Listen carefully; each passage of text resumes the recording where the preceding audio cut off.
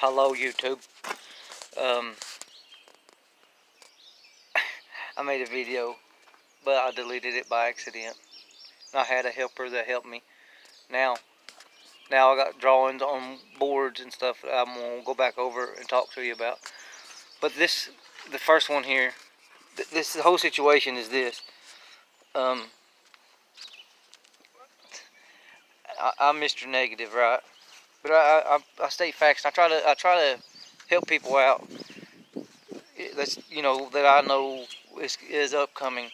There's people. If you're doing it and it's the right way, I don't mind saying. But if there's things you can improve on, I'll try to help people out. But I was watching Human's video, and I seen whenever if you're like me and you pay attention to what's going on, I watched him doing some notching his trees, notching his limbs when he's in the trees, and you can make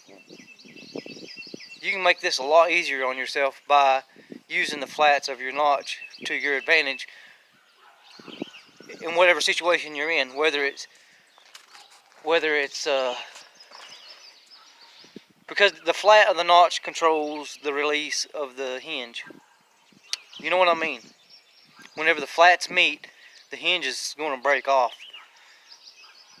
That's just how it is. I mean, the hinge, whenever you're felling timber, the hinge controls the direction.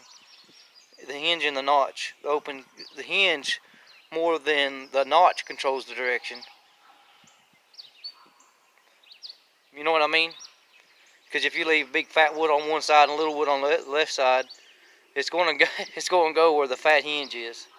No matter what, and when the faces meet, it's kind of going to make it jump awkward.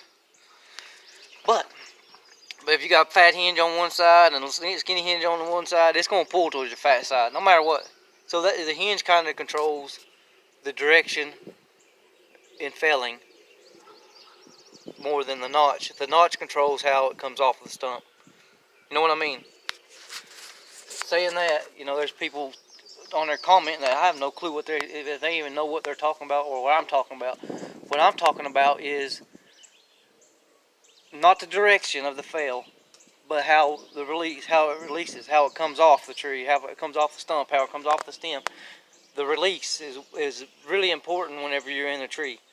Whether it's violent, whether it's smooth, whether it's nice and swingy in a way, whether it jumps off, whether it snaps and breaks, whether it barber chairs, because limbs split just as same as, if you got a long limb going out and you just going to make a top cut, it's going to, a lot of times it's split and then a hole.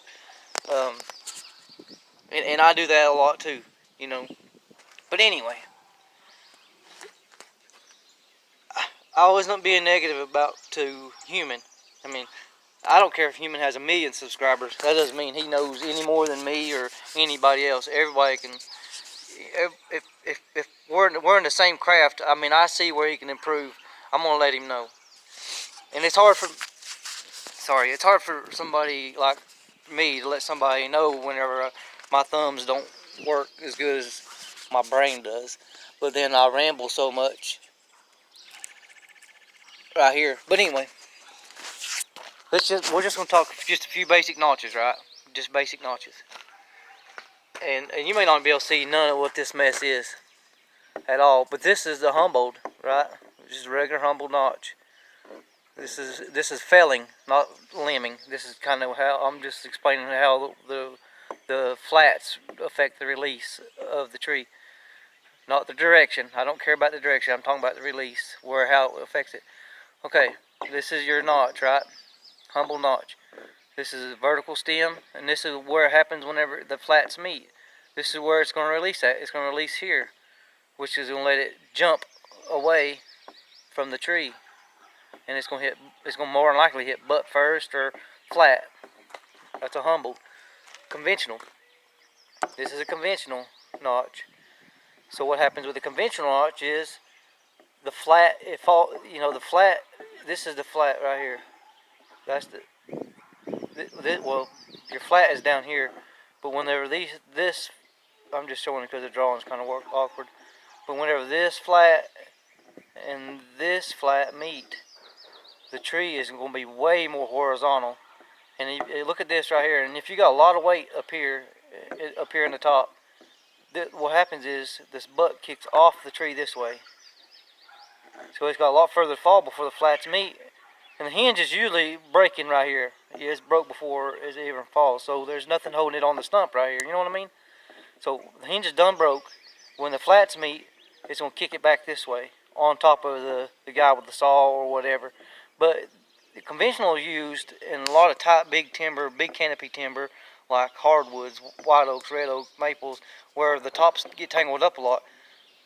So whenever the tops hit, this kicks back off the stump and it lets it roll back, comes out, and it'll let the tops roll out of each other. It keeps them from getting tied up. Then it creates a dangerous situation when they get tied up, because you gotta, either start making undercuts. If you're just clearing land, but if you're cutting for timber, you'll hook a skidder to it and pull it out. But it still creates a worse situation than it would if this would have just kicked back and the top would have rolled out for timber. But this, just say you're in a tree, you're tied in right here, and you're topping the tree. You got a big top right here. You got a big top up here, and you're right here. Well, I'm talking about a top. I'm not talking about a pole. I'm talking about a top, and you got somebody pulling, and they got a lot of they're pulling on it, and you got a lot of pressure on this right here, and they're pulling as you're cutting into it. They're pulling. So what happens with a conventional? Let's say that wood gives up prematurely, and you're right here. That thing is kicking back on top of you. That's why if I'm releasing the top, if I'm cutting a top out, I'm talking about topping, not a pole. Topping. There's a big branch or a big brush in the top. I don't ever, if I'm topping it, I don't ever use a conventional for a couple of reasons. Two main reasons. One, because it will kick back on top of me. Two, it's going to hit top first. Whenever it comes out, the top's already down this way. It's going to come down top in, and then from there, it does exactly what it wants to. I mean, you have no control over it. And if you got a 40-foot top, if you're cutting out a 40-foot top and you're 20 foot from the house, if it tops first and then, and you got a limb that springboards it, pushing it into the house, I mean, it's your fault. I mean, it's on you. And let's say there's a fence down there. Well, if you're cutting the top with a Humboldt, if you're cutting the top out, well, when it flats meat, you can jump the fence. I've done it 1,000 times. You can jump a fence. You can make, depending on how wide you make your notch. You can. I mean, I've jumped stuff 10, 12, 13 feet often, depending on how open you make your notch. From here to here. Conventional, of course, it's going to fall a lot farther before it hits, and it's going to end over. Which, I mean, I use this all the time. I use it all the time, especially whenever I'm speed lining, because I want it to fall down and then just really shoom, and it'll flow. Because whenever you're speed lining, because you got your butt tight, and then it's going to fall down and swing. But if I'm tying it off at the end, I like to use if I'm tying it to the end of the limb, I like to use a Humboldt a lot if I tie off at the end of the limb. That way, because the flat's going to meet. If I tie off at the limb, I don't want it to come over anymore. You know what I'm talking about? If you tie it off at the end of a limb, there's a reason for it. There's got to be a reason for whatever you're doing. If you're tying off at the end of the limb, you don't want the limb to come over any further than it's going now, whether there's a structure there or whatever. So that's the reason I tie off at the end of the limb. But if I'm butt tie, it's because I got plenty of room and I want it to come down and swing to me. You know what I mean? But if I tie off at the end, if I tip tie it, it's because I usually cut the butt. Whenever I cut the butt off, I want it to the whole limb. If I want it to drop, because I'm roped right here, right. Whenever I end tie, when I release it, it's gonna just the butt's gonna drop down. And it's gonna come to me because I don't have room for it to swing down and pass whatever obstacle I got there, whether it be a wire, house, barn, whatever. So that's why that's why the notches make a difference in whatever you're doing, because if you end tie it, I just explained it. So okay, and whenever you're speed lining, you want it to kind of swing and get some momentum instead of being violent and jerking your ropes, and you want it to kind of have steady pressure on your strap too. So if it kind of hinges over, it's tightening up on the limb. You know what I'm talking about? The strap is tightening up on the limb because it's putting pressure, and then as it breaks, it'll swing away, right? Where if it's doing this, if you kind of jump it off, your strap might loosen up, and then it's not where you wanted it initially. But that's what I'm talking about, using your flats. More than direction, it's how you want the release to happen. You know what I mean? And let's say we're cutting poles right here. We're not a top now. We're cutting poles. Well, whenever you use this, it's going to land flat, and usually it's going to land away from. Whenever you do this, it's going to jump and it's going to land flatter, and it's going to. I say flat because it's not going to have no rotation. But using this, you have more rotation, and it still lands flat, but it lands closer to the tree. Here, it's going to land far away from the tree. It's going to land over here, and it's going to jump whatever obstacle you're down here or whatever. But with this, whenever I block, whenever I block a tree out, when I'm just blocking it, letting it fall, this will let it flip and land at the bottom of the tree. But where you're not landing in the fire beds, it's landing where you want it to. You got more control with this because it's going to be a controlled flip. You know what I mean? Where this is going to jump, and then you're not in as control, because if it jumps, and then it's going to, roll down a hill if there's a hill or whatever. So on blocking, I usually use these a lot more for blocking the trees down. Yeah. But in snap cuts, I use snap cuts often. I use a snap cut is when you don't have it's hard to use a snap cut when a heavy limb, but you just make an undercut and top cut, and the flats are already together, and then it'll drop straight down. You know what I'm talking about? Whenever you make a snap cut, your undercut and top cut, there's no notch. You make your undercut and then your top cut, and then when the flats are already there, there's so much pressure on that hinge, it pops, and then sometimes it jumps away a little bit, but a lot of times it lands pretty flat. So I use that all the time.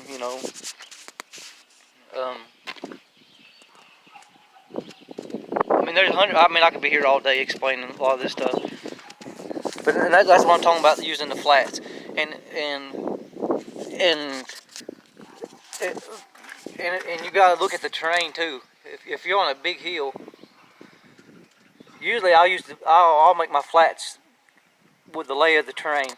That way it's landing the way I want it to. If I'm landing it, if I'm whacking it. Whenever I say whack it, I don't mean just whacking it. Whenever I whack it, I mean no rigging. If I'm not rigging it, if I'm not roping it, if I'm free cutting it, that's what I mean by whacking it. If I'm free cutting, I'll use my notch with the lay of the land. That way, when it's going to land however I want it to, whether it's conventional Humboldt, but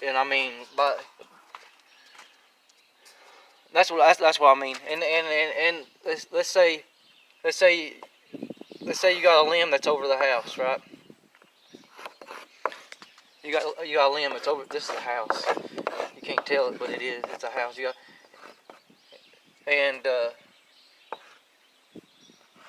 And you want to pull it up. Well, you put your notch on the top, right? You put your notch on top, and then when you undercut it, they can pull it up. They can pull it up this way. But what I do, let's see, that is an ugly picture. You can't even tell any of what that is. That looks like a bunch of gibberish.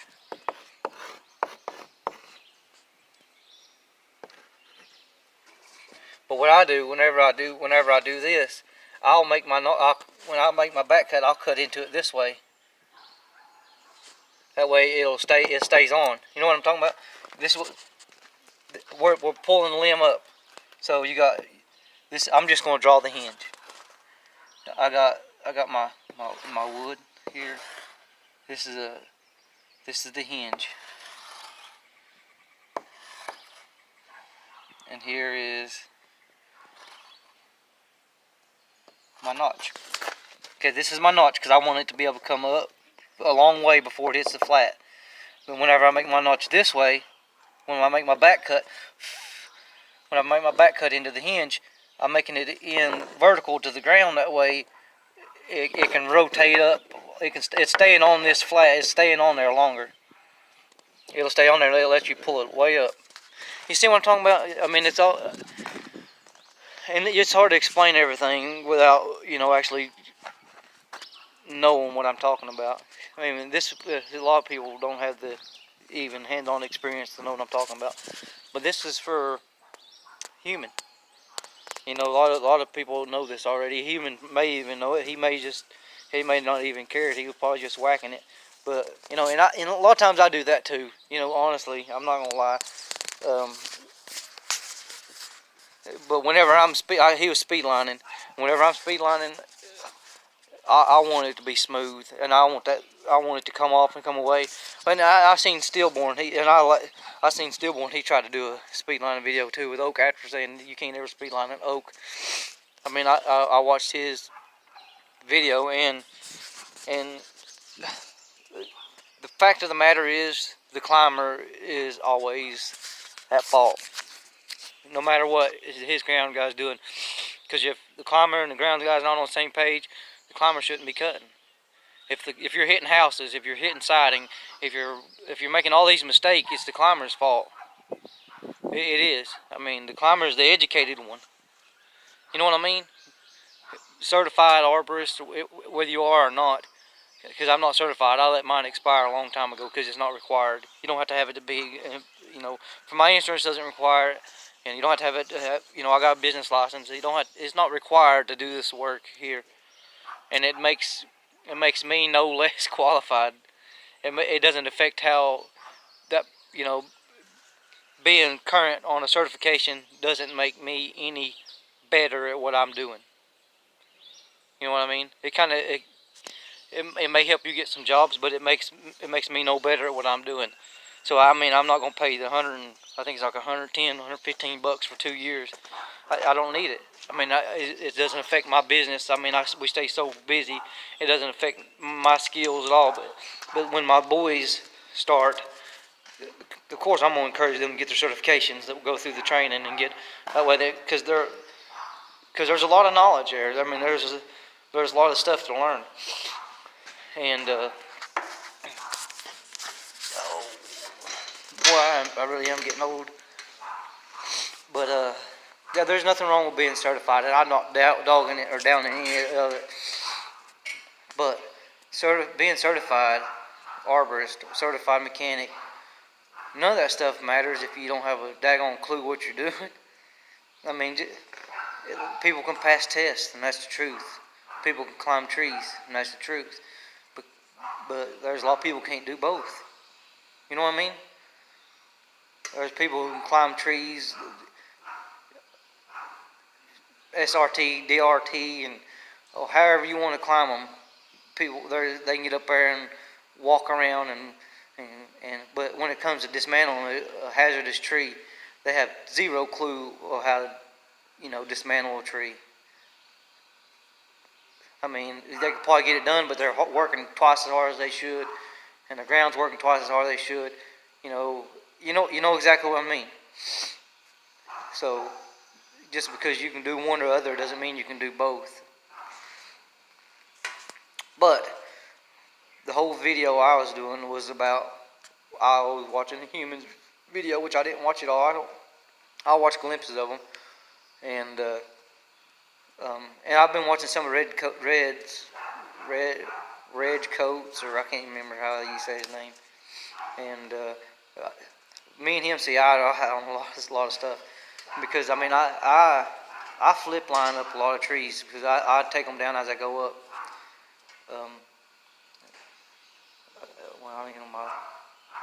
My bag's in the Jeep. I was going to show you my setup, but I got a wire cord lanyard, and then I got a flip line, it's like a 20-foot flip line I'll take with me.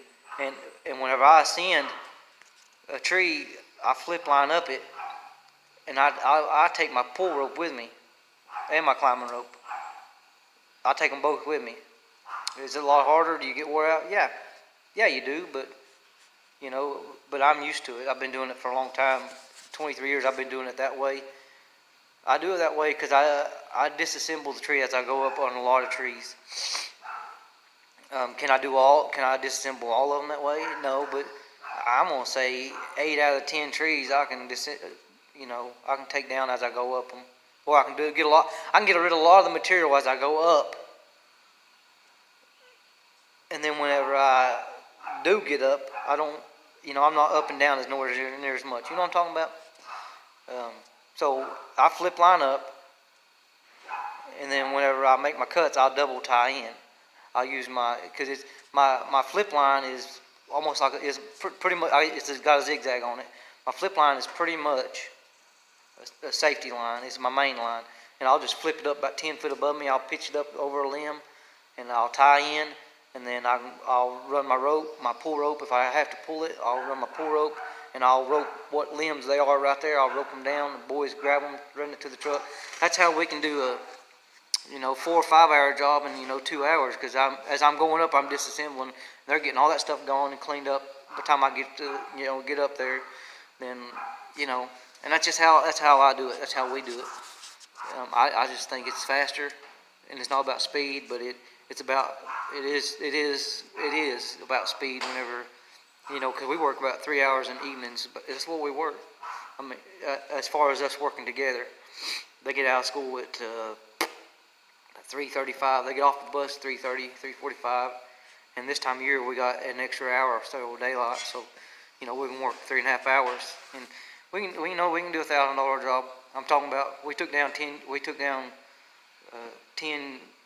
about 18, 20-inch cherries the other day. But we can do. I don't know if anybody's in the same business I am. We can do a pretty decent size white oak.